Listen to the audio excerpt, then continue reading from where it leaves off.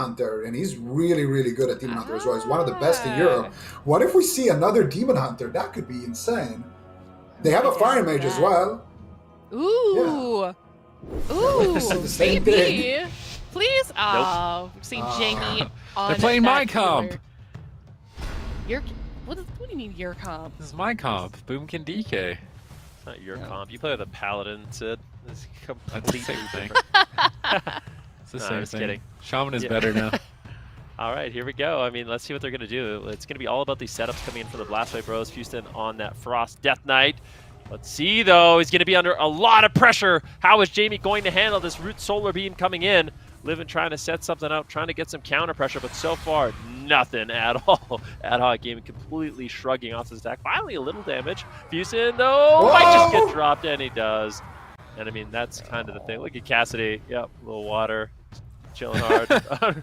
Fuseton, it's just, it's one of those things. I mean, for Ad Hoc Gaming, we talked about they are the only team really playing jungle in Europe, and they kind of struggled to get into this stage. As you know, the jungle cleave wasn't necessarily the best, but now the BM Hunters are better.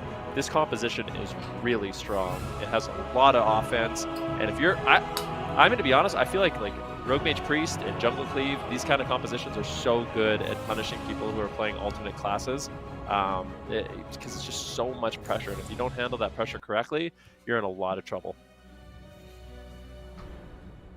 Yeah, most definitely. We saw how clean that setup was from them here for game number 1.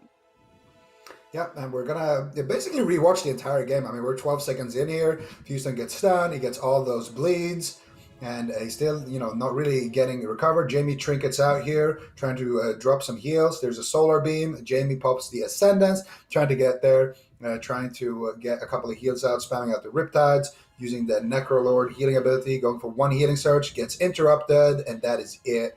Honestly, I don't know. It feels like DKs usually don't take that much damage. But Fuseton's healing is actually pretty high, so he did more healing than Jaime. Jaime! What's going on, bro? Oh, cut the guy a break, man. Oh, man. I mean, they're doing their best. We're seeing Jaime step up into that role of playing healer. I was kind of wondering this last time that we saw this team, they were doing the same thing. They were having different players play different healers. I would have thought that since, Jaime plays Shaman quite a bit, it would have been an easier jump to switch over to that Restoration Shaman. So I don't... Maybe, but rather than another healing spec, I don't know. It may help a little bit. I gave Jaime, I said that he was the best healer on their team after we saw the tryouts last weekend when we saw I remember that. Jaime on Holy Paladin, yeah. and we saw Livin on Druid, and we saw Fuseton on Shaman. I feel like Fuseton Shaman looked better than Jaime rest of Shaman, so I'm not sure. I don't even know what happened that game, to be honest. I mean, I'm looking at the cooldowns. It was just they pressed every damage cooldown, and they didn't Earthen Wall. So I feel like if literally just that one global was used, was Earthen Wall, then they probably took no damage in that setup. So using Earthen Wall when the other team uses every cooldown, it's going to help you out a lot. And they're actually going for it again. I'm not the biggest fan of it with a BM Hunter. When it's survival jungle and you get everybody stacked up and you get the big blender ball with a boomkin just lasering in from ranged, it's really fun into melee cleaves, but Beastmaster, he's ranged. It's really hard to actually get them stacked up like that.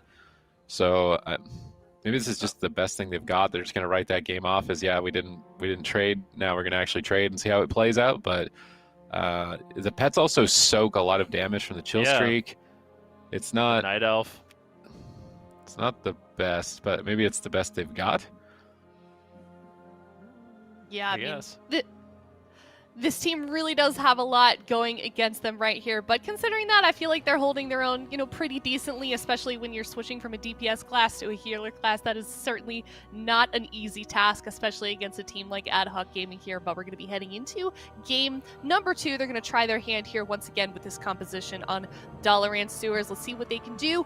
Let's, these guys are definitely coming in here as the underdog, but I'm excited to see them develop here. They've got one more cup, so maybe they can figure something out here. Here in this game against Ad Hoc Gaming. It's Dalaran Sewers, game number 2. Ad Hoc Gaming potentially putting themselves on match point. The more I see these guys play, the more I'm convinced. I want to see Demon Hunter Fire Mage. I want to see I would Livin on love his to see main. it. I want to see Fuseton on his main. We haven't seen a single game of Fuseton on his Demon Hunter, and this guy's really good on it. Like he's like trend level Demon Hunter, you know. So if we can see two of them on their mains, and then Jaime backing them up, like he looked pretty decent, you know, on that Holy Paladin. I could actually see a world where they win this series, or at least they will make it very competitive. Yeah, maybe I should, but I mean they probably have their own reasons for running what they're running, so.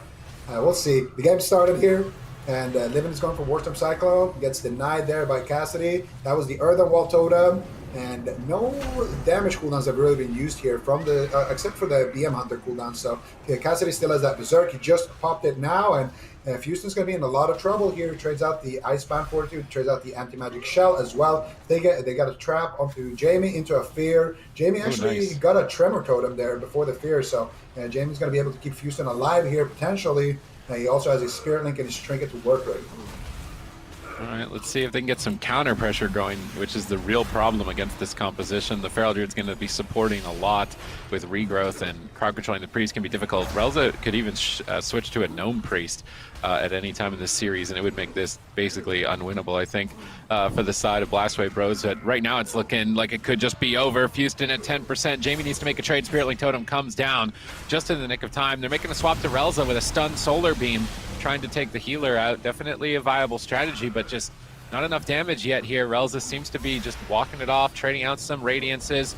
Still getting targeted, but with Master's Call retreating downstairs out of line of sight. Fuseton now going after Facile as well as Cassidy in the meantime.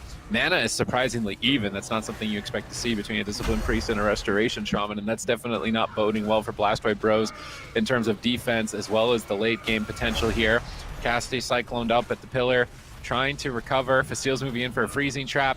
Jaime gets stunned up. Can they stop the freezing trap here? Livin goes for a Cyclone, gets skull bashed on it. They've stalled it.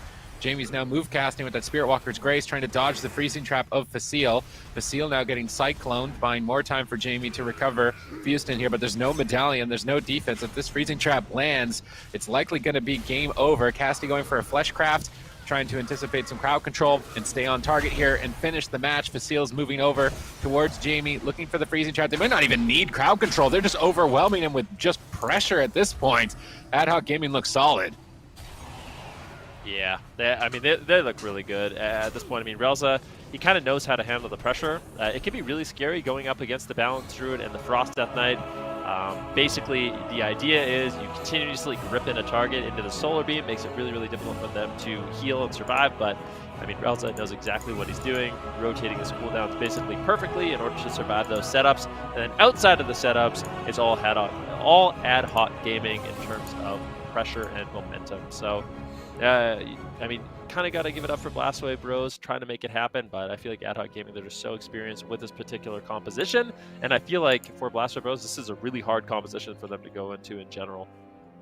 Yep, I definitely agree with that. Going to see the last couple of moments here. Fuseton channeling out his Fleshcraft, getting a big shield. He's got the Anti-Magic Shell. He's trading out a Death Strike as well, so he's going to be nice and safe here. And then the next round of damage comes out. As soon as Facile comes out of these Cyclones, you're going to see Cassidy building up his damage.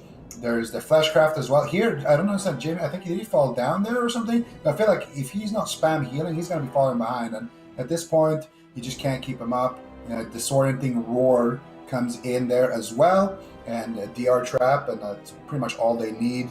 Look at that damage from the jungle as well. 300,000 each. Definitely doing a lot of damage. Look at that healing as well from Fuseton. Smashing his Death Strike button. Pretty much all the time here, and I mean, I get it that these guys are a little bit limited, but I think it's time to bring out the Diablo Cleave. I would love to see it. I think it'd be fun. I think it's why time not, for right? The Diablo 2 Resurrected Technical Alpha Cleave, DH Fire Mage. I have no idea what you're talking about. Please give me an invite. Demons and fire, Oh fire mage and a demon hunter. Yeah. Yeah, that's Zico, Diablo you Cleave. can't do that.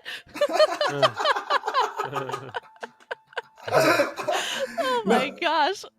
We named it What? now. It's Diablo Cleave. That's the comp. Sure. I don't mind it. DH Fire Mage. That's good, right? Diablo is Yeah. like from I like hell. It's hot there, and he's a demon, so makes sense. Right. Huh? Oh, I like it. You know what you should do, Zico? You Yeah. should go answer the tweet on the WoW Esports page. It's the question of the week. It's what is your alternative names for arena compositions? Oh. And you guys from chat can do that as well, and you guys can have a chance to have your answers shown here on broadcast. I thought I would take that opportunity to segue that, but definitely go check that out. Zico, I hope you go put that in there on Twitter. But we're going to be seeing this draft process get completed very shortly here, and unfortunately, Zico, we're not going to be seeing that Diablo comp from Blastwhite Bros. No, they had 2 out of the 3 ingredients right here. They were just missing Diablo. Fuseton, he's on his Windwalker. He did good last time we saw him on his Windwalker, so I mean maybe, but I feel like a Windwalker here, he's kind of a liability in terms of how much damage he's going to be taking. So I think that's a problem. Switched into the Holy Paladin.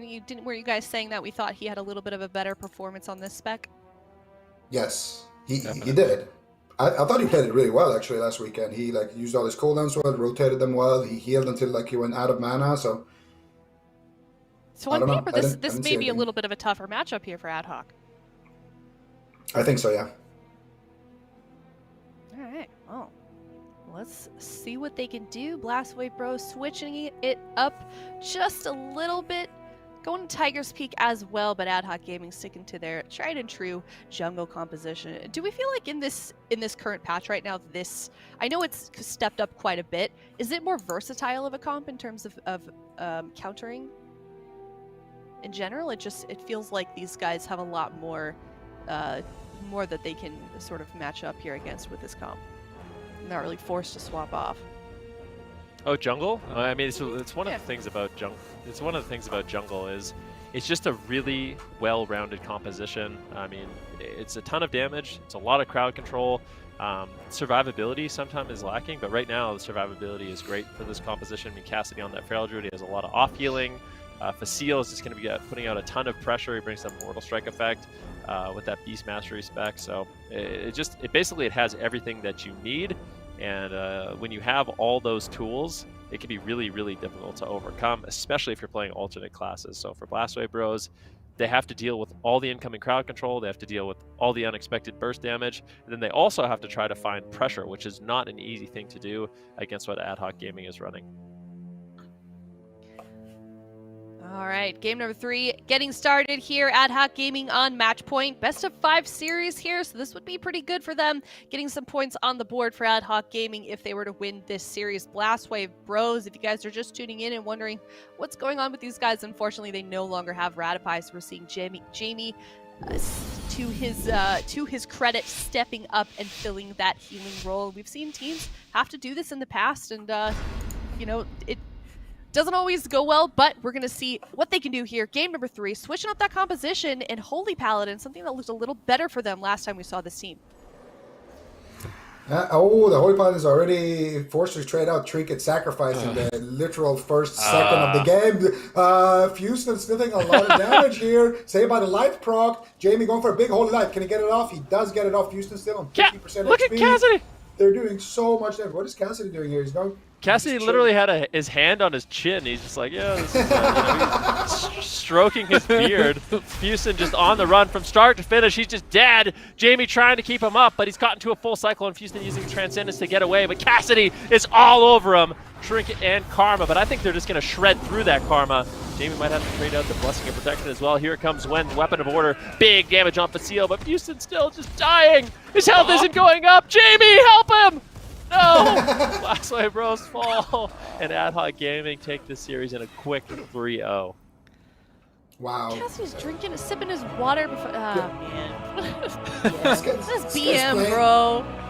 This guy's literally playing with one hand for the majority of the game. Just running around all over the map, kicking, cycloning, setting up kills, combing his beard. What's going on? He's living his best life. Guess so. All right, well, Ad Hoc Gaming 3-0 from them, and here is that setup from that last game as well. Yeah, so, I mean you go ahead, then. I was just going to say, Fuseton as a Windwalker monk, this is not what you want. You're just 20% health the entire game, constantly on the run. Jaime just never picks him up. At any point in this game, Fuseton's health does not go to 100%. Fuseton forced to trade out his Trinket and his Karma. But at this point, I mean, Ad Hoc Gaming, they're under literally zero pressure. Fuseton finally uses all his offensive cooldowns, but it's kind of too little, too late at this point, and eventually he will fall with a full trap on Jaime. I mean, Jaime had the Divine Shield, he had the Blessing of Protection, but I just feel like that was an incredibly uphill battle for the team, and I mean, the results speak for themselves. Ad Hoc Gaming with a quick 3-0. Just looking at the schedule for